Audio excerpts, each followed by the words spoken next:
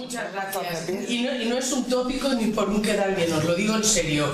Muchas gracias por venir, porque yo creo que si ha habido algún día con tantas actividades solapadas, ese día es hoy. Digo porque hay mucha gente que ha dicho que le hubiera gustado y han pedido disculpas y lo entendemos porque muchas veces ocurre al revés. Por lo tanto, muchas gracias. Muchas gracias a Silvia González, alcalde de UCAR de Granada Republicana, sobre todo por prepararlo, y a Miguel porque habéis sido una iniciativa vuestra y os lo agradecemos. Y sobre todo pues a Rosa Chillón. ¿Y de segundo? No, soy de segundo Chillón, soy de Olmo Chillón. Pues iba a decirle, yo que reivindico el segundo apellido, toma, a ella se lo he puesto primero, en la primera en la frente. Que va a ser la que hoy nos va a hablar y vamos a disfrutar. Bueno, y Magria lo que hemos hecho es cohesionar un poquito. Y bueno, queremos que para nosotras es muy importante poder participar en el acto de hoy por esos tópicos que siempre decimos de todo lo que no sabemos de las mujeres, de las vidas de las mujeres. Entonces yo creo y cada día estoy más convencida que la historia está falseada por los silencios, por todo eso que nos ha dicho. Por lo tanto, no cuadra, no cuadra la información que tenemos con todo lo que nos falta por saber. Entonces, creo que hoy va a ser una ocasión para ir rellenando poco a poco, porque todo es poquito a poquito, ¿no? Para ir rellenando. Nosotros nos llamamos, el título es Por una cultura en femenino, pero cultura no entendido como el mundo de las artes, etcétera, sino como toda la sociedad, todo lo que constituye la sociedad en sí, y en femenino, reivindicando desde nuestra pequeña parcela aquello que podamos ir aportando, ¿no? Si creemos que tenemos que de alguna manera tenemos una fase, puedes sentarte. No, sí. De pie. Creemos que tenemos que reconstruir de las cenizas todo ese mundo oculto en esas fosas que yo digo son fosas literalmente hablando y de manera real, ¿no? Nosotras las mujeres o nuestras antepasadas lo tenemos muy difícil porque las cenizas no están compuestas, creo yo, por esas historias. Entonces va a ser difícil que podamos resurgir de las cenizas porque en esas cenizas no está el conocimiento y la aportación a la sociedad de las mujeres, ¿no? Y entonces solamente, por ejemplo, dos detalles, es decir, el mundo cuando hablan del mundo de los combatientes en la época de la guerra, de los represaliados, de los encarcelados, es en masculino, evidentemente, en femenino poco se conoce, también es otro aspecto. Pero hay una parte que es el de la vida cotidiana, y yo le diría la retaguardia. Para mí la auténtica retaguardia la formaron las mujeres que se quedaron en las casas, que fueron la mayoría, y sobre todo las mujeres del común, ¿no?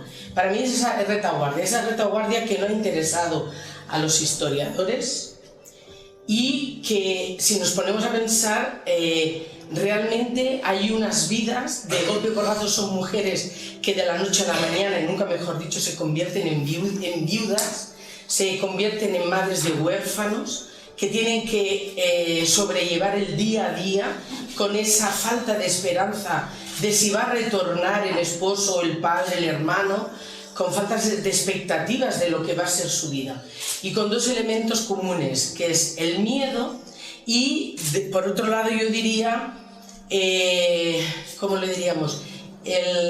Tiene una palabra que es la carilla, sí, no, la incertidumbre sí, pero es el disimulo oficial, que en el siglo XVI, en la época de los moriscos y de las moriscas, se le llamaba la cailla, que era el disimulo oficial para toda la gente que se tuvo que convertir pero que no se notara. Entonces era como llevar, vamos a decir, una doble vida. ¿Cuántas familias aquí y en toda España tuvieron que llevar, y sobre todo las mujeres, las que se quedaron, esa doble vida junto con el miedo, ¿no?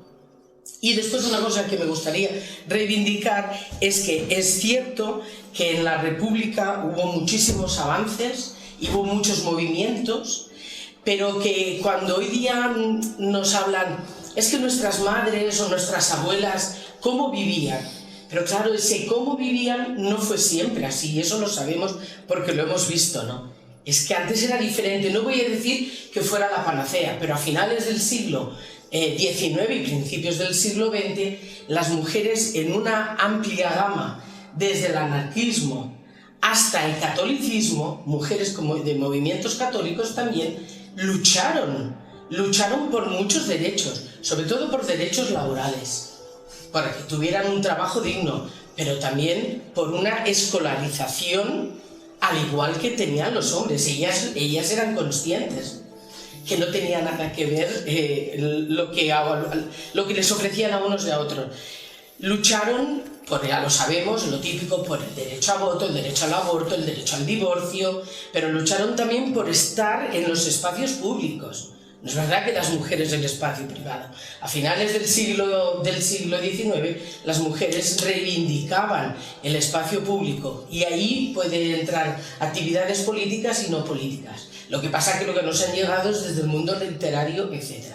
Entonces, solamente decir que evidentemente la guerra y el franquismo fue un paréntesis que nos ha marcado una imagen de unas mujeres que no fue siempre así. Las mujeres venían de un nivel de concienciación y de lucha desde muchos ámbitos que yo creo que las tenemos que ir y las vamos reivindicando poco a poco.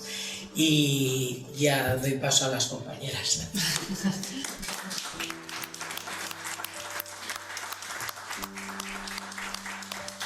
Bueno, daros las gracias desde la Republicana UCA.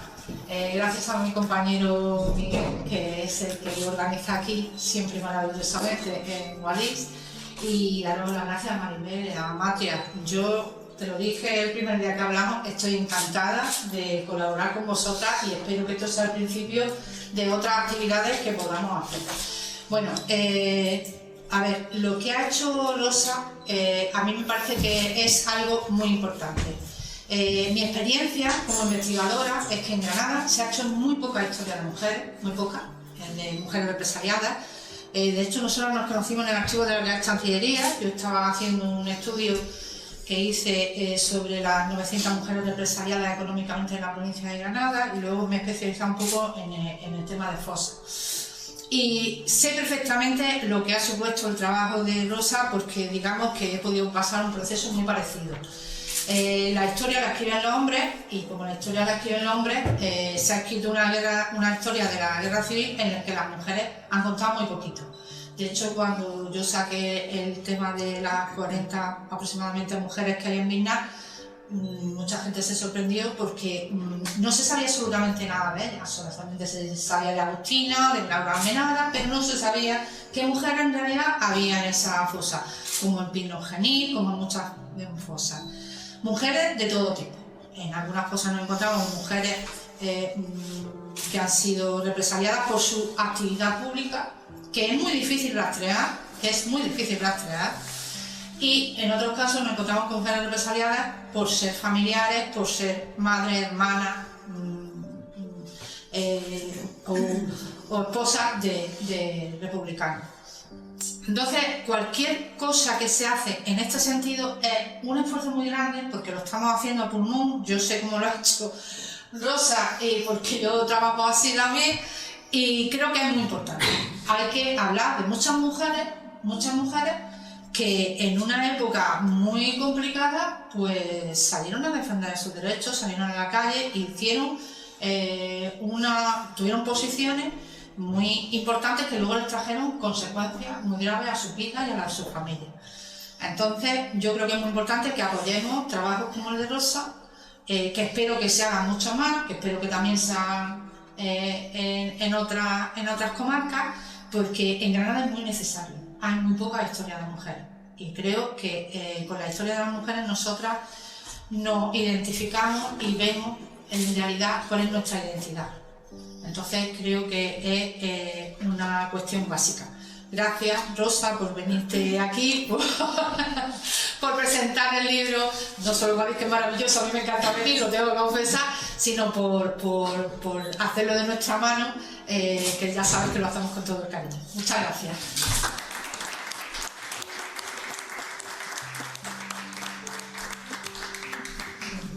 Gracias a vosotras, gracias a Miguel, gracias a vosotros estoy aquí hoy y sobre todo están ellas. Es que estoy ahí un poco incómoda, os tengo que ser sincera, me veo muy arriba, prefiero estar de pie y aquí abajo. Como dice Silvia, nos conocimos en el archivo de la Real Chancillería. Yo le pregunté, me acuerdo perfectamente cuando la archivera, una de las archiveras, me dijo, Silvia también está investigando mujeres. Y yo tenía una duda sobre unas primas de Castril y lo que yo había encontrado en la Chancillería. Y me acerqué a preguntarle a Silvia. La duda era sobre unas primas que están en el libro. Las primas Lozar Santos y Ruiz Santos. Y su causa. Están las dos primas juzgadas por la misma causa, denunciadas por el mismo hombre. Y me llamó la atención el por qué habían llegado a esa situación. Y por eso consulté con Silvia. Yo llegué a hacer la investigación de una forma... Yo creo que es que estaba destinado a mí o yo a ella. Había investigado a mi familia, a mis tíos abuelos y a mi tía abuela, y cuando terminé la investigación en Almería, porque el proceso es papeles pequeños de ayuntamiento, Chancillería de Granada, y ya el final es y Almería, al archivo del Tribunal Militar Togado. Cuando terminé, se lo comenté a un hombre de Huesca, que no sé, a lo mejor alguien lo conoce, fue alcalde de Huesca, Agustín Gallego Chillón, y él me dijo, pues hay una lista en el archivo de 50 mujeres, ¿por qué no te pones con ellas? Y acepté su reto, y ahí empecé. No sabía de dónde eran las mujeres, en un principio pensé que eran de Huesca solo, y me pareció una barbaridad 50 mujeres represaliadas de Huesca, pero no eran de Huesca solo, eran de la comarca de Huesca. Hay 52 de Huesca, hay 14 de La Puebla, 10 de Castril, una de Orce, 3 de Castilla, 3 de Galera y 4 me parece que son de Castilla. Y son historias terribles, historias maravillosas, porque tienen de todo. Hice, como dice Silvia, el proceso inmenso de investigación, de espacio, y después llegó el libro. Los historiadores suelen escribir libros en cuanto a la guerra, a la represión, libros de represaliados con muchos datos, con datos y cifras. Y a mí me aburre. Yo tengo muchos y a mí me aburren. Son muy útiles para consultarlos, para comprobar si tus datos coinciden, pero a mí me aburren y yo quería que las vidas que ellas contaban y los acusadores y los que declaraban en su contra y a su favor contaban de ellas, que era y había sido sus vidas de ellas, se supieran, que no fuera fulanica de ta y 4 cifras, no, quería contar sus vidas, sus historias, y así nació el libro. Hay mujeres muy políticas, hay mujeres, como ha dicho Silvia, que fueron muy pocas, yo he encontrado, me parece que son 2, que fueron juzgadas y represaliadas porque eran madres de republicanos. Más que de republicanos aparece mucho la palabra socialista o comunista en los informes. Rojo aparece mucho. Pero la mayoría fueron represaliadas por ser ellas, por tener ideas, por su lucha para defender la República, por militar en partidos, por fundar partidos, porque tanto en Castriz como en Puebla de Don Fadrique son dos mujeres las que fundaron el Partido Comunista, por ejemplo, en el 36. Y es curiosísimo. Yo hablé con la gente de Izquierda Unida en Granada y no tenían ni idea. No tenían ni idea. Y son dos mujeres muy jóvenes, y que ya se pelearon en el 33 con los hombres comunistas para fundar el Partido Comunista en sus pueblos, y ellos no quisieron, y ellas le echaron arrestos, y en el 36 montaron ellas el Partido Comunista en los dos pueblos. Entonces son mujeres que no son Clara Campoamor ni Victoria Kent, pero son mujeres muy importantes, porque son mujeres de nuestra tierra, de nuestros pueblos. Son mujeres que han vivido y han luchado en nuestro sitio, y tienen que ser reivindicadas, y es justo hacerlo. Hay historias de mujeres muy mayores, juzgadas con 70 años, y hay historias de niñas, casi, de adolescentes. A mí, yo le tengo mucho cariño a Irene de la Puebla de Don Fadrique, que con 12 años decidió que iba a ser la pasionaria de la Puebla. Porque tenía 12 años cuando se proclamó la República, y ella empezó a ir a la Casa del Pueblo, a oír mítines, a oír las reuniones de los hombres, y de ahí pasó a leer, y conoció a Dolores Ibarruri, a la pasionaria, y decidió que ella iba a ser como la pasionaria. Y en los expedientes aparece la pasionaria, Irene Marín, la pasionaria, y a mí me llamó la atención muchísimo cuando en la sumaria en Almería me topó con Irene Marín, no me acuerdo, Fernández, la pasionaria, y veo la edad que tiene, que era una niña. Pues son historias muy importantes de contar, muy de interior, pero a la vez muy revolucionarias, todas, porque tienen historias comunes, todas se acaban en los pueblos que se han investigado, y yo creo que fue en las 3 comarcas, algo común. Todas acaban militando o participando en las asociaciones de mujeres antifascistas. Ahí concluyen todas, una vez que se produce el golpe de Estado, todas acaban yendo a fundar la asociación de mujeres antifascistas, y todas acaban ahí. Ahí organizan las colectividades, organizan los talleres de costura, los talleres de tejido que tejían. Ellas se organizan, ellas cultivan los campos, ellas tejen, ellas cosen, ellas cuidan a los hijos, ellas se organizan. Los hombres empiezan a irse a los frentes con las milicias, con el ejército, y ellas son las que se quedan. Algunas fueron milicianas, pero ellas son las que se quedan. Y ellas sacaron los pueblos adelante. Y además, con su trabajo, ayudaban a la República.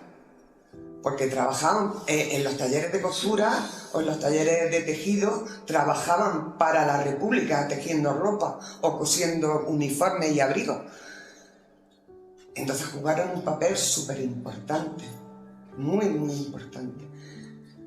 La pena es que eran de pueblo. Esa es la pena. Eran de pueblo. Y pueblos muy pequeños. Y las mujeres estamos borradas. Sí, las importantes, igual de importantes, pero bueno. Si María Zambrano, por decir una, intentaron borrarla con lo potente que era María Zambrano, con el poderío que tenía María Zambrano en los años 30, en la figura tan importante que era, ¿qué iban a hacer con Mujeres de Pueblo? Pues borrarla. Aparte de que no se ha recuperado la historia como de hombres y mujeres, como bien dice Silvia, de las mujeres es que cuando la carpeta azul son los certificados de nacimiento de todas. Hay algunas que no están, porque nacieron antes de, entonces no están, pero la mayoría están ahí. Y cuando yo llamé a los juzgados de paz de los pueblos pequeños para pedir los certificados, y me preguntaron que para qué era, y lo dije, y qué era, les dije que era para un libro y que eran mujeres represaliadas, me dicen, ¿tantas? ¿De la Puebla? ¿Tantas? ¿Cómo va a ser? Tú no puedes estar... Eso no puede ser. Porque están olvidadas, porque no se conocen. ¿Qué más? Hay mujeres también que fueron muy políticas, aparte de las fundadoras de los partidos, de las sedes del Partido Comunista. Hay figuras muy importantes del Partido Socialista, que fueron importantes a nivel provincial. Y que a ellas no se daban mucha importancia, pero tenían mucho carácter. Una de ellas es Elena Granero Liñán, que a lo mejor a alguien le suenan los apellidos. Elena Granero Liñán era hermana de Juan Granero Liñán, que fue alcalde de Castril y fue asesinado en el 37, siendo alcalde de Castril. Elena denunció a 3 hombres que ella sabía que habían sido los inductores del asesinato de su hermano. Eran 3 fascistas. Y en cambio la muerte de Juan ha llegado a nuestros días como que fue obra de los comunistas. Y ha tenido que aparecer la sumaria de Elena para descubrir que no fueron los comunistas. Y ella sí, así lo hace 2 veces, hace constar 2 veces. Cuando matan al hermano, que ella denuncia en Baza, en el Tribunal Popular, los denuncia, los juzgan y los encarcelan. Y en el 39, cuando a ella la hacen presa, y después de estar un mes o así en la Puebla, en Castril, se la llevan a Huesca. Ya la habían torturado en Castril, la habían rapado, la volvieron a rapar y la volvieron a torturar en Huesca. En Huesca, que había uno muy listo, muy fascista, volvió a torturarla e intentó 2 cosas con ella. Intentó que reconociera que ella había estado detrás del asesinato de su propio hermano, y como no lo consiguió, entonces intentó que reconociera que habían sido los comunistas, pero tampoco lo consiguió. Ella sigue diciendo quiénes habían sido los inductores del asesinato de su hermano. Elena, cuando asesinan a su hermano, toma las riendas del Ayuntamiento de Castril y toma las riendas del Partido Socialista de Castril. Una mujer con 54 años o por ahí tenía entonces. Y era una mujer así. Y yo la veo así. Este verano, hablando con el nieto de Juan, con Guillermo, que conoció a Elena ya muy, muy mayor, le pregunté, Guillermo, ¿tú cómo recuerdas a Elena? Y me dice, era muy severa. Dice, pero mi madre la recuerda como muy estricta, porque los sobrinos se criaron con Elena en Granada, tienen unas historias terribles. Y digo, pero tu madre la recuerda como... Digo, porque yo la veo así. Y dice, eso es lo que dice mi madre, con otras palabras, porque se ve, ella era una mujer de creencias y de convicciones, era, yo creo, la más católica de las 51, de las 85, ahora me iba a las de Huesca, la más católica de todas ellas. Ella había sido camarera de una virgen en Castril, era muy religiosa y a la vez era muy socialista, era muy de izquierda, muy social, muy luchadora por los derechos de las mujeres. Entonces no han llegado las cosas tan tergiversadas, que claro que había gente que no era católica. Ahora también estamos gente que no somos católicos, pero había mujeres que eran católicas. Junto a Elena hay otra. Elena era burguesa, porque Elena era de la burguesía. Elena, junto con las hermanas Torné d'Ondibau, no sé si os suena, son las únicas personas o familias, esas dos familias son las únicas de toda la comarca que pertenecen a la burguesía local y que están en el bando de la República. Son republicanos desde el 31, celebran la proclamación de la República y se sienten republicanos. Coincide que son todos socialistas, también es verdad. Las hermanas Torné d'Ondibau, esa familia tiene una historia también muy fuerte, muy dura, pero ellas, las dos mayores sobre todo, Martina y Palmira y Martina, eran solteras. Por decisión propia decidieron no casarse, sus hermanos eran abogados y jueces, ellas no habían estudiado porque las mujeres todavía no estaban muy bien vistos, pero sí que los padres las formaron para que llevaran los negocios familiares y a eso se dedicaban. Habían aprendido desde la base, su padre tenía una fábrica de medias y calcetines y ellas empezaron tejiendo para acabar dirigiendo o administrando la tienda, el comercio y la fábrica. Y eran solteras por convicción, que a mí eso me gustó mucho, esa convicción de ellas. Y eran muy políticas. Y junto a Elena, en el 33, cuando las mujeres por primera vez iban a ejercer el derecho al voto, que es una cosa que se te olvida decir, que también lucharon por tener la sufragista en el 19 y después... Quizás no lo he dicho, es tan básico, lo teníamos todo tan claro. Sí, pero no todas en el momento lo teníamos muy asumido. Las mujeres, la mayoría en los pueblos, eran criadas, eran lavanderas, eran jornaleras, como los hombres. Eran los oficios que tenían, el de servir, el de ir al campo y el de servir, porque ir a lavar la ropa de los señoritos era servir también. Era básicamente, o trabajar en la fábrica de los Torné, pero básicamente eran los trabajos que ejercían. Y había muchas indecisas a la hora de ejercer el voto en el 33, y las Torné d'Ondibau y Elena se ponen muy pesadas con Fernando de los Ríos para que María Lejárraga, que ya había estado en Guadix, vino unos días después. Ya había estado en Baza, había estado en Orce, pero a Huesca y a Castries no había llegado. Y se pusieron muy cansinas y muy pesadas, llamando a Fernando de los Ríos para que María fuera. Y María estuvo en Huesca y en Castries el 15 de noviembre del 33, dando mítines para motivar a las mujeres que fueran a votar. Y a raíz de Aquilmete hubo un suceso terrorífico el día 15 por la noche, que Fernando de los Ríos y María Lejárraga se enteran estando en Castries, estando en Guadix, dando un mitin.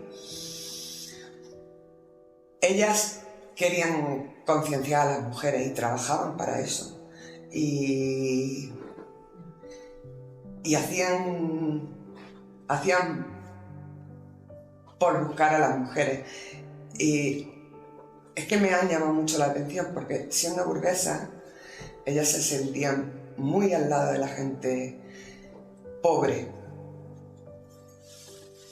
Sobre todo, las dos, pero sobre todo en Huesca, las Torné.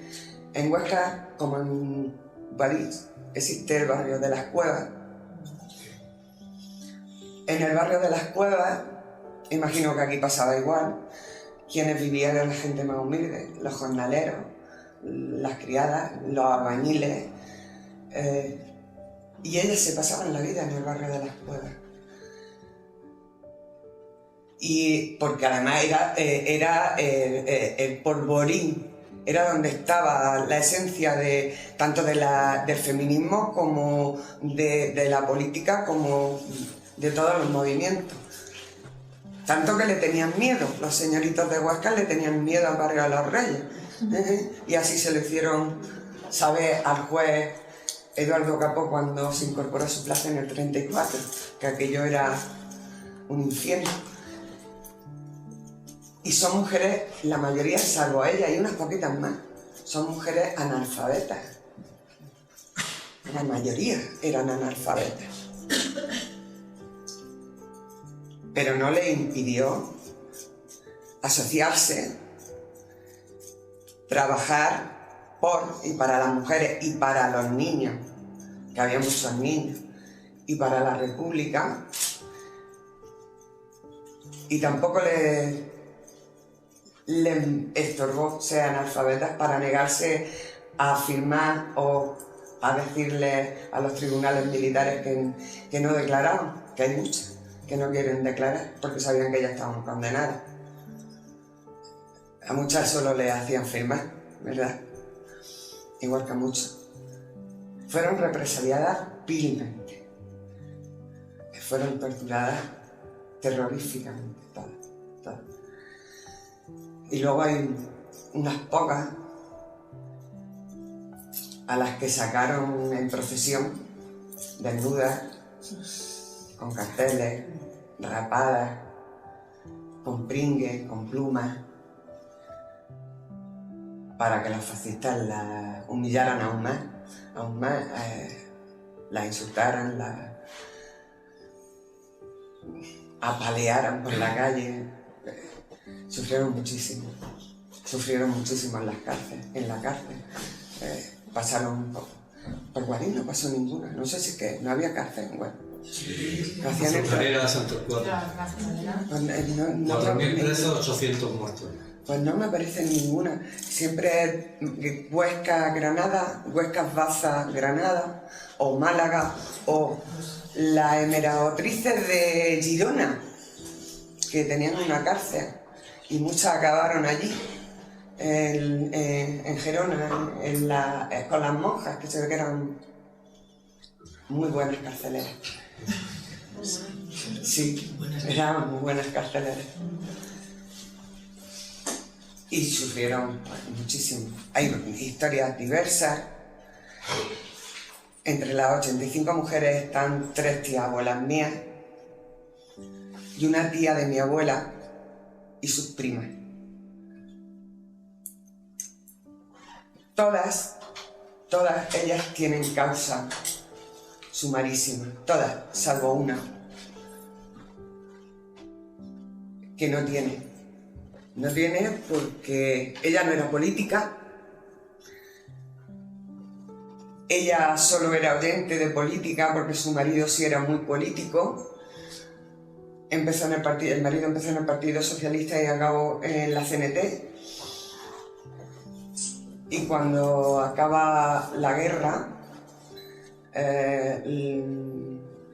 los franquistas, los falangistas, porque hablan de falangistas, van a por ella y se la llevan para que diga dónde está el marido. Ella sabía que el marido había cruzado a Francia porque sabía del marido por mensajes que le llegaban. Pero no lo dijo.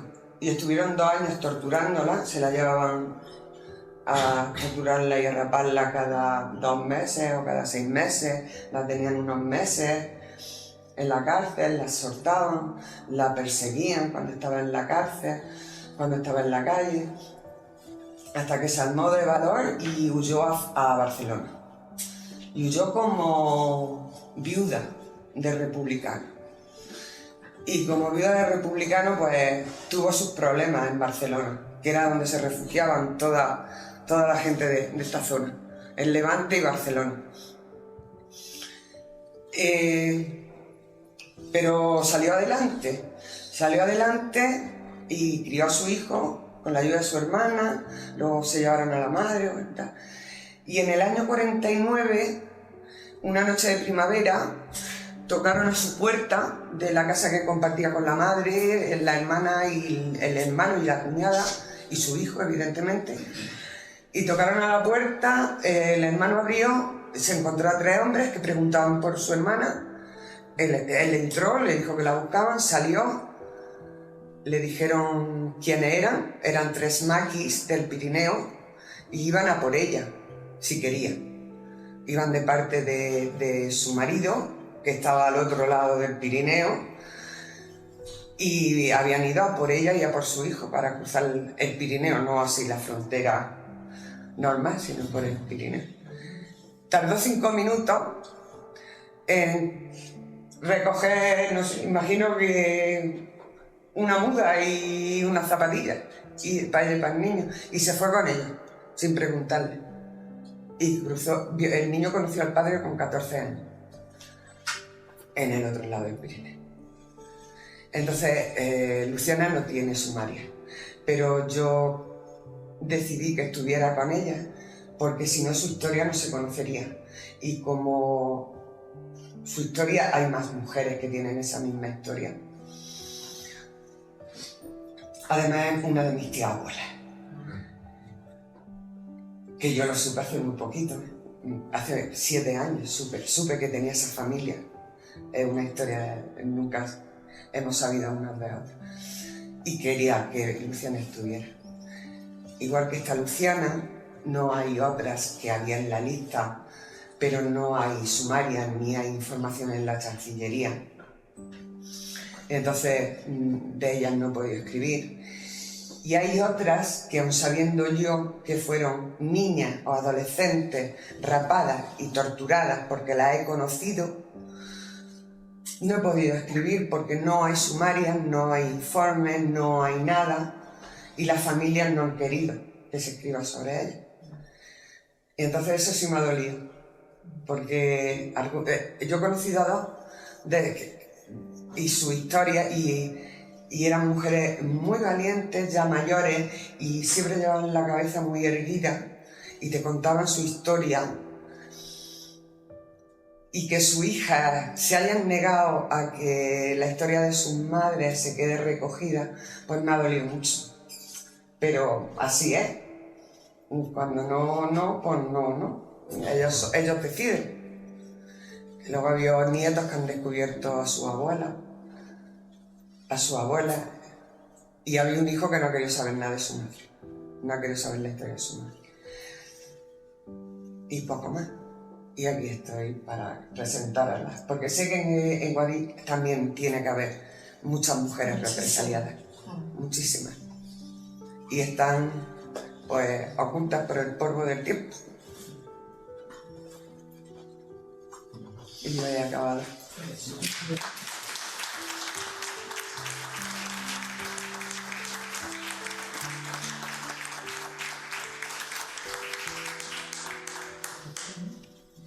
Pues yo te quería hacer una pregunta, porque precisamente esas historias invisibilizadas por la propia familia no las has podido escribir, pero igual sí las puedes contar ahora aquí, ¿no? ¿O tampoco tienes autorización? No, no tengo autorización. Pero fueron niñas, adolescentes, pero como ellas hay muchas, ¿eh? Eran adolescentes en el periodo de la República, niñas que se involucraron, pues como los niños, que ellos iban a las casas del pueblo a oír los mítines, a oír las conversaciones que tenían los mayores, y se politizaban y sabían, querían sus derechos, y ellas eran eso, ellas, las 2 que yo conozco, una era comunista y la otra de la CNT, pero porque fue lo que decidieron. Y durante los 3 años de guerra, que estábamos en zona republicana, como aquí, ellas iban vestidas como mujeres que hay ahí, con su mono y su gorro, en la de la CNT con su gorro, porque yo lo he oído contar. Esa historia yo la sé porque la he oído contar desde chica. Esas mujeres eran tan niñas que cuando acabó la guerra seguían siendo jóvenes. Pero no tenían nada contra ellas porque no habían hecho nada. Es que no habían hecho nada, aparte de ir por la calle o hacer de recadera. Sí que hay 2 hermanas que hacían lo mismo y esas sí que las denunciaron. Hacer de regadera o poco más, si es que eran muy jóvenes, coser en los talleres y poco más. Entonces se las llevaron, las raparon, las torturaron, pero no llegaron a llevarlas ante el tribunal militar. Ellas pensaron que sí, igual que Luciana pensaba que hizo el viaje hasta Barcelona con mucho miedo de que al subirse al autobús, al subirse al tren, le pidieran que se identificara y que se la llevaran y se la pudieran llevar, porque pensaba que le habían abierto una causa como a todas, pero no. Esas muchachas eran lo mismo. Se las llevaban, se las traían, las rapaban, las sacaban por la calle. Lo estuvieron haciendo mientras tuvieron ganas y cuando se cansaron dejaron de hacerlo. ¿Qué fue? ¿1 año? ¿Fueron 3? Pues no sé, pero se lo hicieron. Y después pues las dejaron, pues ya le agacharon las orejas, imagino que pensaban que le habían agachado las orejas, que las habían anulado como mujeres y como personas, y las dejaron, y ya está. Y entonces, la historia de dos, ya os digo, una porque ha sido muy cercana a mí, no es familia, pero yo he crecido cerca de esa familia, y yo siempre sabía esa historia. Y como se murió hace 2 años, con 102 años, y como en el 18-19 yo siempre he escrito relatos y tal, y las hijas me decían, tenías que escribir sobre mi madre. Y un día le dije, pues sí, porque la historia de tu madre hay que contarla. Y cuando empecé con el libro y las llamé y les dije, me dijeron no, de mi madre no, de mi madre no sabían todas las mujeres. Pero dijeron que no, y ya está. Ellas han cambiado de forma de pensar o lo que sea. Vamos, se arrepiente. Seguramente. Espero que se arrepiente. Sé que alguna compró el libro esperando encontrar a la madre.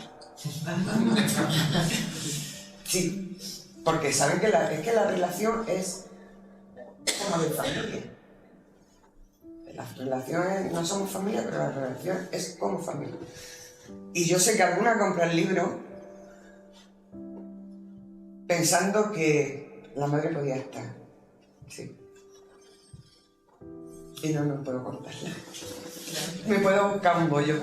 Mira, eso también ha pasado aquí, pasó en Guadix, porque aquí me lo ha contado mi madre, que ella lo vio con su ojo. O sea que eso de coger a las mujeres y pasearlas en la prueba de la saloma y raparlas y de escarnio de toda la gente, era una práctica parece habitual. Sí. Pues sí.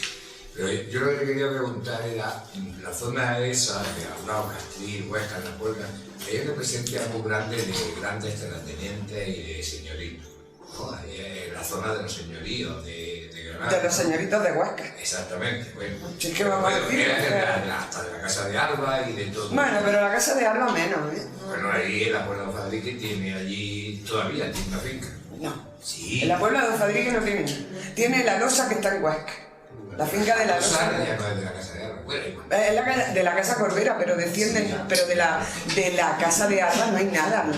Están los Alfonso Usía, el hermano de Alfonso Usía, el que tiene una finca en la Puebla. Yo lo que quería preguntar es si entre esas mujeres, la relación, si había alguna relación entre el servicio de esa familia. Yo conocí en la Puebla a la niñera de los Bañones, de la familia Bañón, ¿no? Por ejemplo, ¿no? Que vivía en el año 80, todavía vivía, que había sido la alegría de la familia. No, decía si habían visto alguna relación entre los señores o los señoritos de eso y las mujeres que habían sido represaliadas, o si había denuncias o... Todos los denunciantes son señoritos. Y señoritas. Todos. Todos. Exceptuando 1 o 2 casos, todos son señoritos. Y aquí lo puedo decir, en Huesca no lo he dicho. Eso te lo planteo porque Ojo. es durillo eso. Ojo, cuando miréis el libro, quien lo compre verá que los nombres de ellas están, los nombres de los denunciantes solo están las iniciales. Yo sé que podía poner sus nombres porque están en un expediente público y podía poner el nombre de esas personas, pero es bastante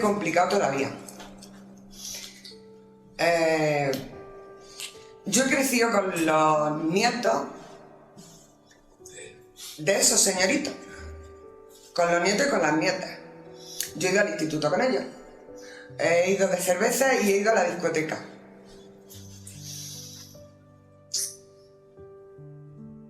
Y la mayoría sé que no saben nada. Algunos sí.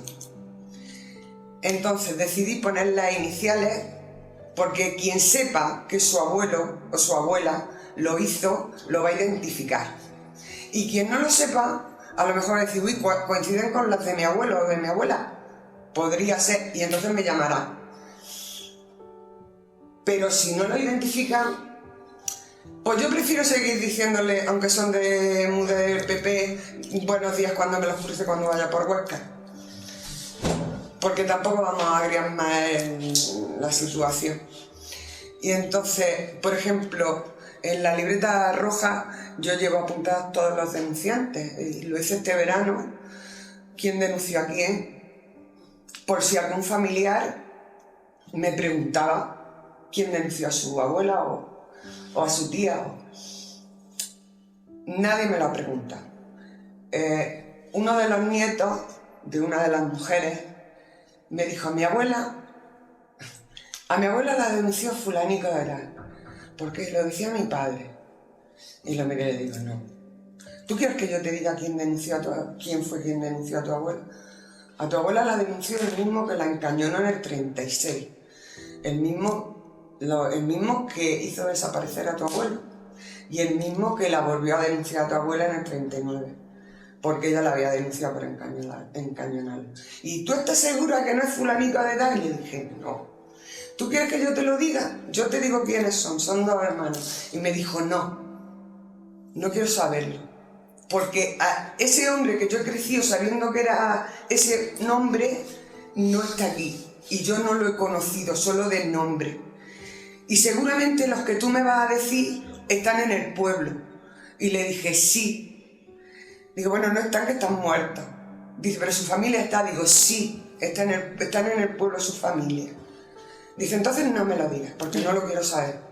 Porque prefiero pasar ignorante ante la familia de los asesinos de mi abuelo, porque es que mataron al abuelo, y de los torturadores de mi abuela, que amargarme la vida todos los días cuando me los cruce. Sí, algo que siempre he tenido curiosidad, estas mujeres se criaron en la República cuando no tenían derechos, cuando entonces España era uno de los países más liberales de Occidente, y luego tuvieron que, aparte de ser represalias y todo lo demás, tener que vivir en una situación donde sus derechos son básicamente reducidos completamente, no pueden tener cuentas bancarias, tienen que subyugarse a su marido, en un sistema católico bastante fuerte, un sistema muy religioso. ¿Alguna te habló de cómo se sentía tener que vivir así, cómo se sentía pasar a eso, cómo lo sobrevivían, cómo...? Es que sus historias acaban todas en el exilio interior. Yo me baso, el libro son datos de la sumaria. La única que sé cómo vivió fue Luciana, porque su hijo dejó sus memorias escritas, pero el resto, sus historias acaban con la sumaria, y con los datos que yo recojo en la sumaria, se recoge de la sumaria, y en los certificados de nacimiento que me aparecen donde vivieron y donde murieron, sobre todo, ¿no? Aparecen donde murieron. Entonces, casi todas las sitúa en el Levante, la mayoría en Barcelona. Es curioso porque, por ejemplo, en Cuya era así el Levante, era Valencia, donde acababa, pero en Huesca y la Puebla era Cataluña. La mayoría o estaban viudas, y si eran viudas estaban reprimidas porque lo estaban todas, pero como eran viudas, legal o ilegal, o eran viudas porque estaban viudas, habían matado al marido, o eran viudas porque el marido o había conseguido cruzar la frontera o estaba en un campo de concentración, seguían siendo viudas. Ellas siempre se catalogaban como viudas, imagino que era para protegerse, y y siempre trabajaban en trabajos limpiando. En el pueblo, los pueblos no se podían quedar porque una de las represiones que tenían, aparte de estar en libertad vigilada, es que no las dejaban trabajar y tenían que pagar multas de responsabilidades políticas y no las dejaban trabajar. Y en cuanto podían, huían. Es que no se iban, huían. Por lo que lleva la palabra huir. Huían de noche o huían de madrugada a coger el correo que pasaba a las 6 de la mañana para Murcia, o se venían hacia aquí a coger el tren, no sé. Y el proyecto era desaparecer en las grandes ciudades. Ese era el proyecto. Es que, perdona, se ha quedado una... Vamos a ver, es que también tenemos una mitificación muy grande de lo que fue la República. La República fue un periodo muy corto y los derechos de las mujeres no se implantaron igual en todas las zonas. No era lo mismo un pueblo de 1000 habitantes que una ciudad. Y aún así, en la ciudad había clases sociales. El mundo no tuvo el mismo acceso a las cosas, ni a la educación, Entonces hemos tendido a mitificar. En los pueblos, pues la política y la actuación política de las mujeres fue mucho más reducida que en las ciudades, en las grandes ciudades. Entonces, ahí siempre yo creo que debemos acercarnos a la realidad de la República en todas sus dimensiones. Y la dimensión es que es un periodo muy corto y no dio tiempo a que llegaran. No es que no quisieran, por supuesto, se hicieron unos adelantos enormes en todos los ámbitos, sociales, políticos, educativos, pero eso no llegó a cuajar en todos sitios. El germen no creció. Claro. Se plantó la semilla, pero no creció. Y luego lo que ha dicho Rosa, en responsabilidades políticas, el tema de responsabilidades políticas es muy importante, porque siempre afecta a las mujeres, siempre, de una manera o de otra.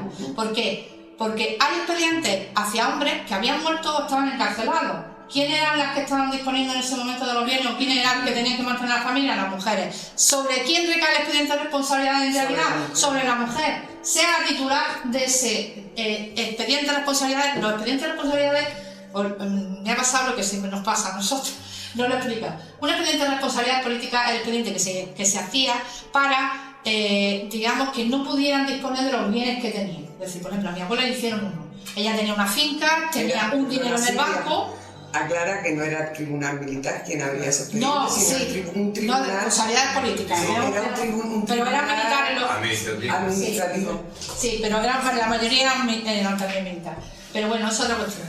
Que entonces, eso lo que hacían era que no podían disponer de los bienes que tenía la familia. Es decir, no podías vender la casa, no podías vender la tierra, no podías coger el dinero que tenía en el banco, no podías enajenarte a 100, sobre todo al principio hacían relaciones, hasta de la cantidad de sábanas que tenían en la casa. O sea, era impresionante, era una cosa impresionante. Y normalmente entonces, eso, ¿qué es lo que pasa? Que sobre todo repercutió sobre las mujeres. Es decir, en el archivo de la Chancillería hay 900 expedientes de mujeres, sobre 13.000 en total.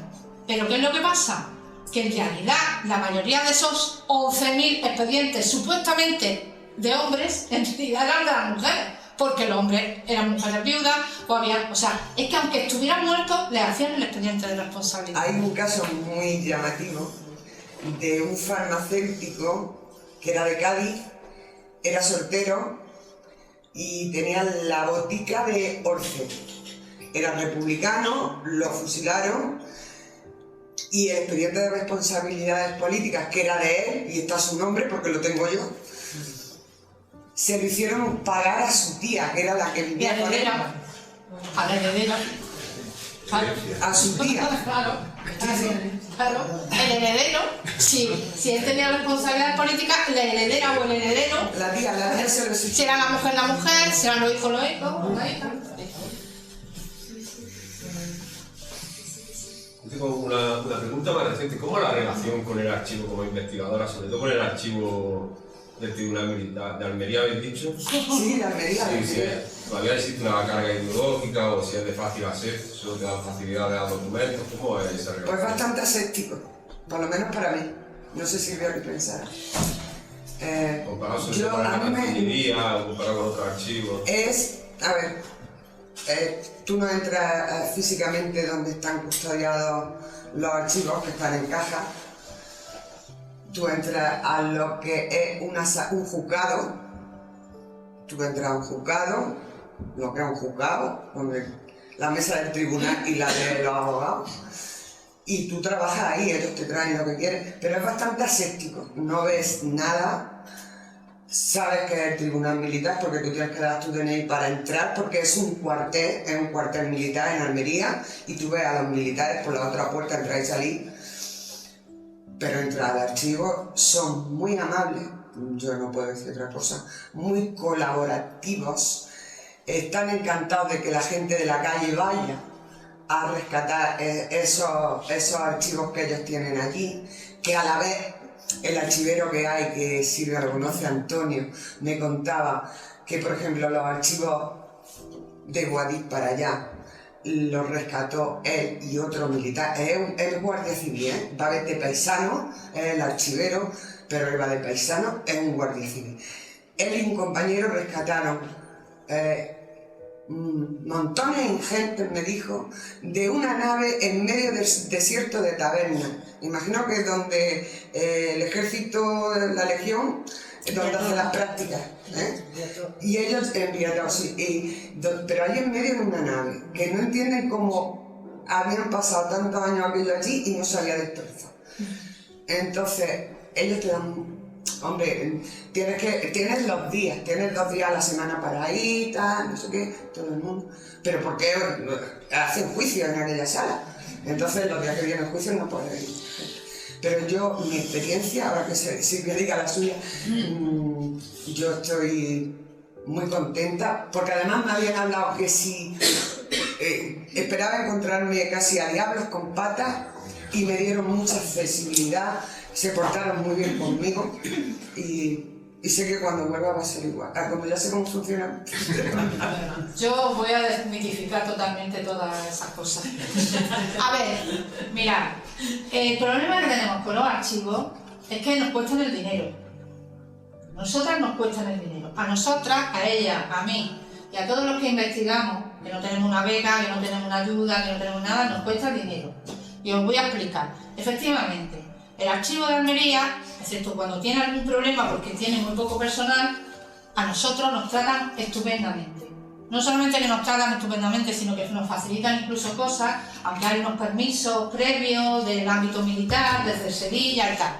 Pero voy a decir una cosa, a mí me ha costado más trabajo investigar en el archivo del Centro Documental de la Memoria Histórica de Salamanca, que está acá, que en el archivo de Almería. ¿Por qué? Y os lo voy a explicar muy fácil.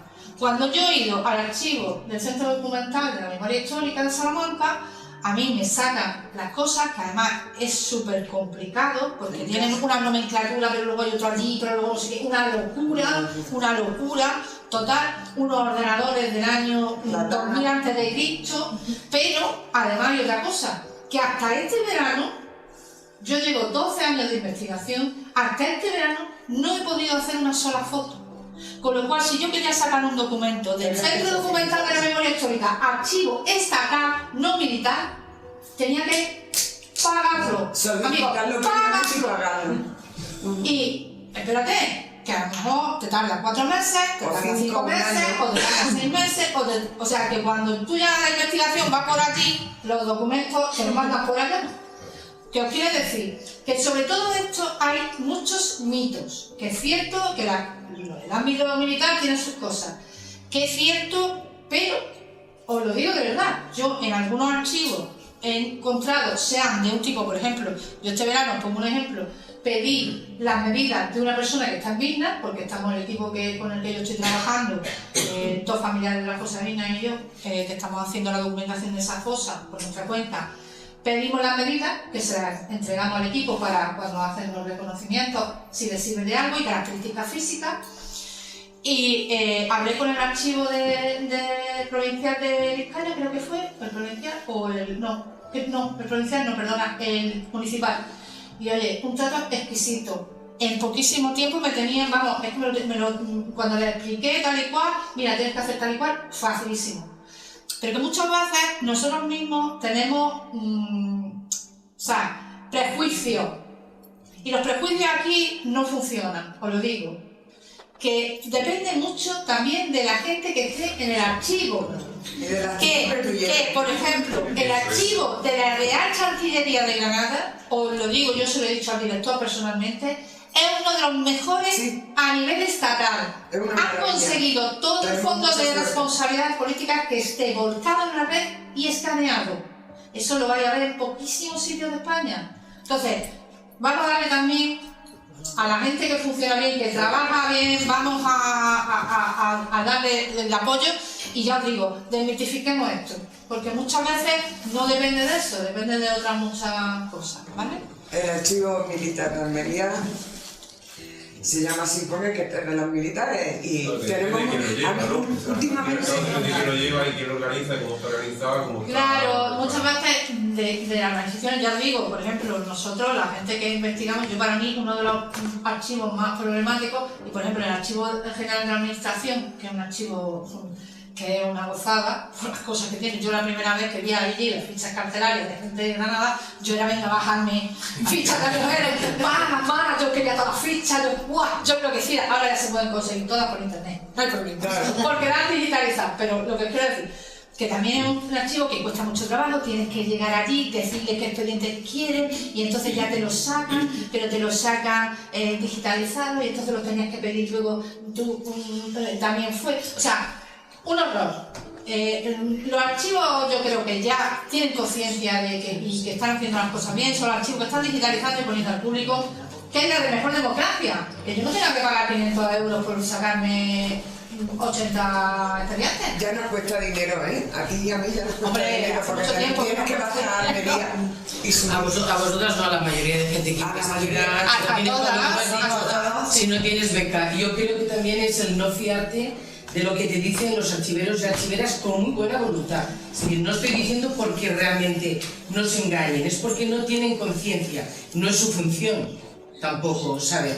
Hace poco estuvimos en la presentación de un libro de una mujer que hizo el doctorado sobre exiliadas, sobre todo en Francia, desde Granada, y nos dijo lo que le ocurrió en Francia. Ella llegaba a los archivos y le decían, ¿pero qué estás buscando? De mujeres españolas. ¿Qué dice? Bueno, pues ha sacado un libro. De la cantidad de información que llega a ver, ¿no? O yo, por ejemplo, decías, en Salamanca, pero no el mismo, en Salamanca, en Simancas, perdona, en Simancas. Yo fui a buscar documentación, es verdad, del siglo XVI, pero de mujeres y con el tema de la administración y gestión de impuestos y tal. Bueno, se me rieron a la cara. Se me rieron. Y cuando me fui al cabo de una semana, le dije, a ver, lo dije con muy buenas palabras, puedo decir, hay que vigilar mucho porque, claro, tú llegas a un lugar, te dicen eso y te das la vuelta. Claro. Porque, claro, dices, si me están diciendo que no hay, me voy. Mirad, a mí me gustaría, en 2 minutillos, aunque no es, que Manuela, si nos pudieras explicar un poquito el testimonio, hablando de esa pregunta que tú has dicho, ese exilio interior, eso fue la mayoría, muchas mujeres sufrieron ese exilio interior a lo largo de todo el franquismo. Y después, podría ser muy breve y explicar un poquito el caso de tu abuela, por ejemplo, de Zújar, ¿no? Sí. Ya que estamos en la comarca también. Sí, de Zújar, claro. Bueno, pues ella fue liberada, fue indultada de la pena de muerte en 1943. Y bueno, pues... Manuela. Bueno, pues mi abuela fue indultada de la pena de muerte en 1943, escarcelada en 1943 y volvió al pueblo.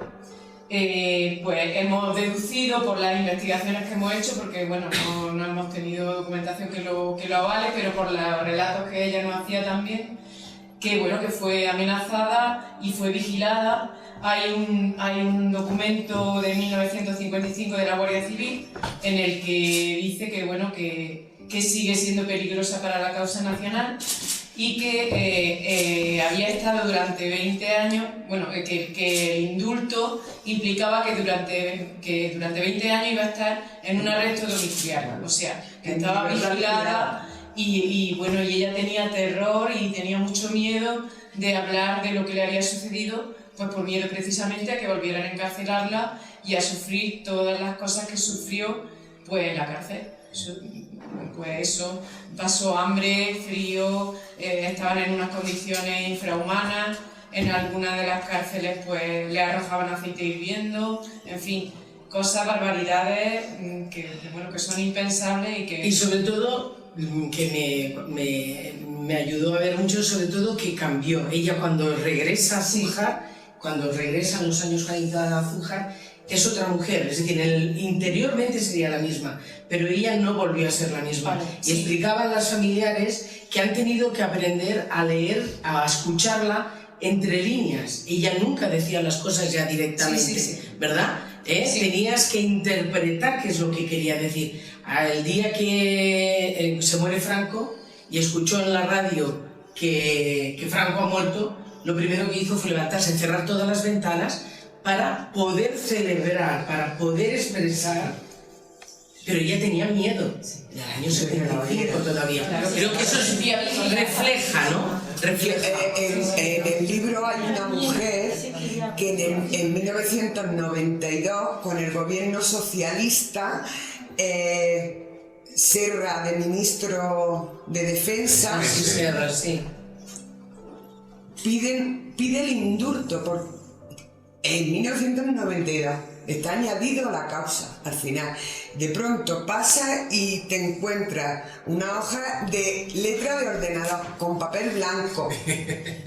Y esto pidiendo el indulto porque seguía apareciendo en el año 92 con 70 años, 70 y no sé cuánto, en las listas de personas peligrosas de este país. Hay dos así, 2, 3. Y ellas estaban en Barcelona y haciendo algún papel, pues alguien, no sé, le apareció que le aparecía ahí y los hijos solicitan al Ministerio de Interior, al Ministerio de Justicia, y entonces desde Sevilla, un año después, les dicen que está ya sacada pero en el 92, que eran los más normales, quitaban mucho miedo. Ninguna hablaba, eran muy pocas las que hablaban. No podemos ni imaginar lo que padecieron, las que sobrevivieron. Yo creo que queda mucho por hacer y no es fácil por lo que habéis explicado, ¿no? Es que porque muchas familias, muchos familiares, muchos están recelosos.